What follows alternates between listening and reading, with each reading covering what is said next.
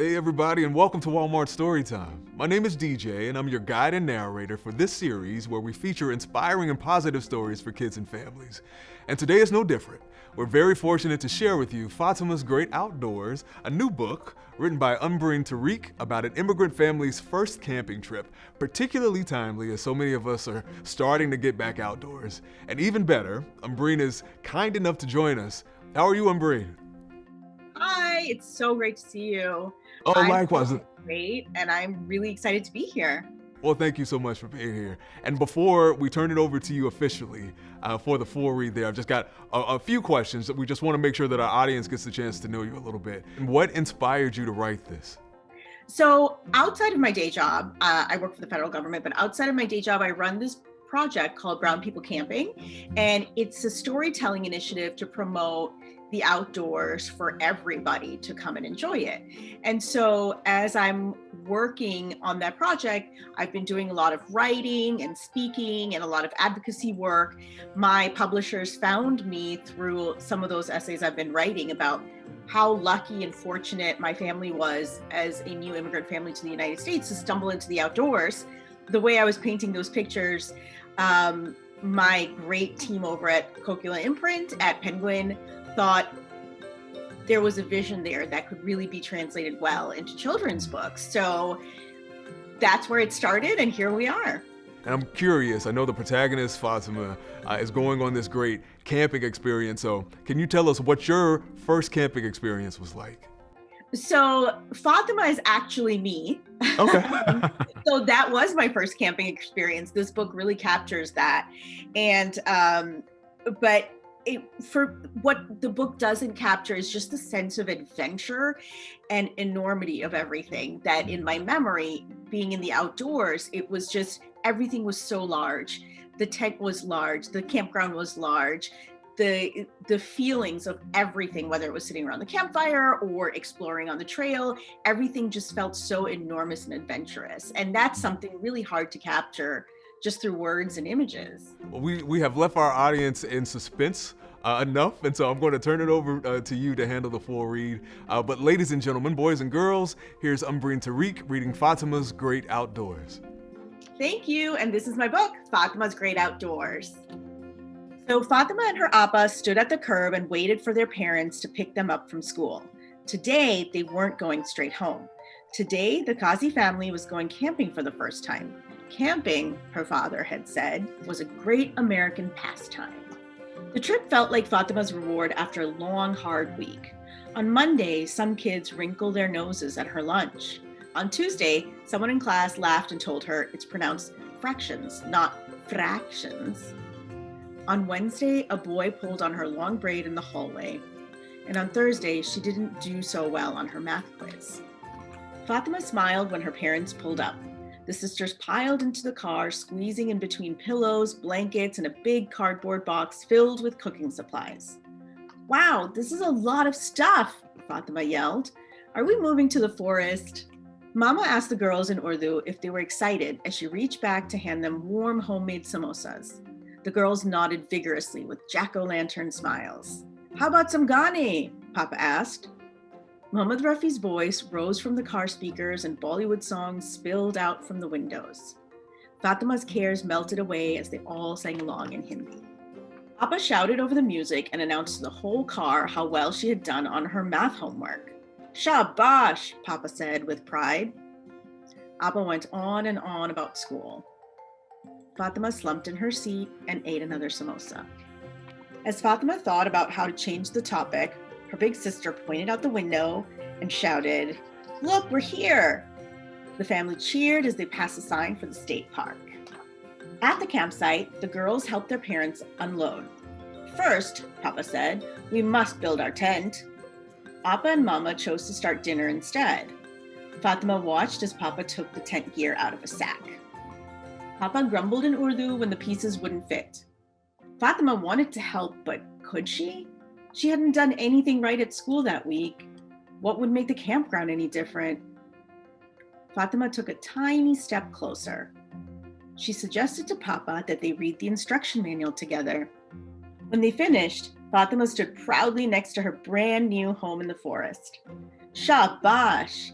Papa's bear paw clapped her shoulder. The Kazi family celebrated the start of their first camping trip over a delicious dinner of shami kebab and rotis that Mama had brought from home. After dinner, Fatima and Appa crawled into the family tent.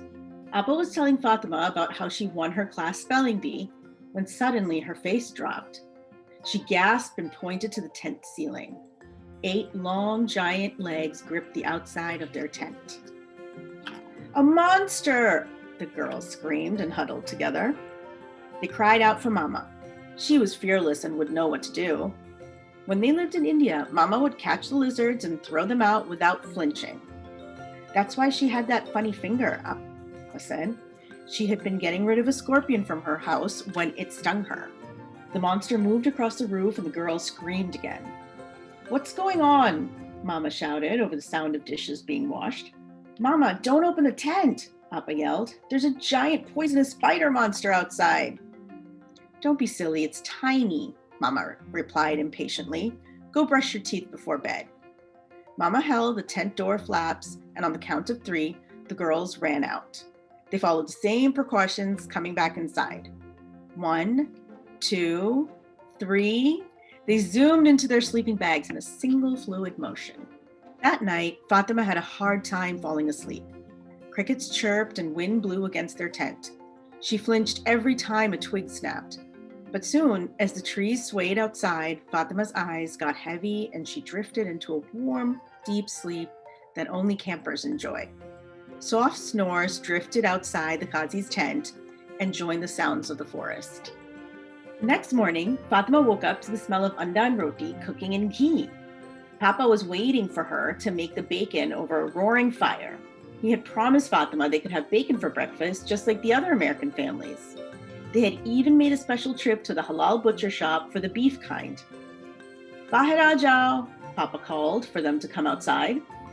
The sisters crept out slowly. Mama pointed at the top of the tent between chuckles. "Go look at your big monster," she said. A harmless little daddy longlegs sat quietly between beads of morning dew. It had been guarding them from mosquitoes all night. The girls laughed and laughed. Mama and Papa laughed too.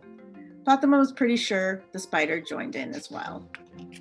"Let's start the campfire so we can make the smoky bacon you've been so excited about, Fatima," Papa said. 20 minutes later, there still was no campfire. Papa grumbled under his breath in Urdu. The fire wouldn't catch. Fatima looked around at the other families' campsites and they all had roaring fires. Why couldn't theirs look like that? Why did Fatima's family always have to be so different? She pouted and kicked rocks. Papa kept spraying lighter fluid on the logs. The fire would scream for a second and then it would be gone. Mama came over to see what all the fuss was about. She shook her head and clicked her teeth in disapproval, the way Fatima's aunties did. "That's not how you start a fire. Let me show you," she said. "A fire, like strength, takes patience to build." She made the girls gather twigs and dry leaves for kindling, then bigger sticks for tinder. Unlike Papa, who grew up in big cities in India, Mama came from a small town where they had to use a wood-burning stove outside to make chai when they ran out of gas for the inside stove. Fatima remembered visiting her Nani's house and helping one morning. Mama showed Fatima how to use a long metal pipe to breathe oxygen into the fire. "That's how it comes alive," she had said. Fatima smiled at the memory and watched wide-eyed as Mama blew life into the campfire.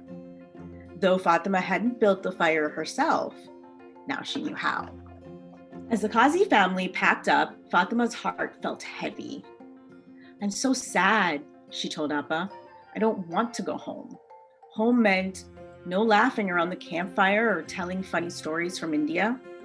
Home meant no long road trips with fresh samosas and Bollywood sing-alongs in the car. Home meant taking tests, doing homework, getting in trouble, and being teased at school. Home meant Mama and Papa would be tired again from working long hours and 2 jobs each. Fatima looked at the tall trees and the big blue sky and the imprints in the dirt where their tent used to stand. Being outdoors reminded her of how she used to feel in India. She had fun, she didn't feel sad or scared, and she loved how adventure was around every corner. At the campground, Fatima felt like a superhero. But now she had to leave it all behind. Appa rubbed Fatima's back and said, "Don't worry, we'll be back soon. Remember, you can share all this at show and tell." Fatima returned to school with stories of her great outdoors. "Guess what?" she asked her classmates. "I'm a superhero. I have lots of superpowers. I can build fires and tents, and I'm not afraid of spider monsters." Fatima beamed as she thought about what the Ghazi family's next camping adventure would hold. The end. Very nice, very nice. And I see on the final illustrations that we have a shout out to Brown People Camping. And so just wanted to note that too. Can we give some more thumbs ups and hearts for Umbreen? Great job, great job. Thank you so much for being with us. And I'd say even though Fatima wasn't exactly feeling the camping experience at first, she found out that the great outdoors can be fun and liberating, especially if you're with your loved ones. And I also want to make sure we acknowledge Stevie Lewis, the illustrator of the book, who did an incredible job too. So shout out to Stevie there. Umbreen, we appreciate you for being here with us, albeit virtually. Thank you for sharing this title with us, and congratulations again on your first book. And I'd say thank you all so much for watching. You've been great company as usual, and we will see you next time. Bye, y'all. Hey everyone, it's Umbreen Tariq. Make sure to like, comment, and subscribe now so you never miss a story time.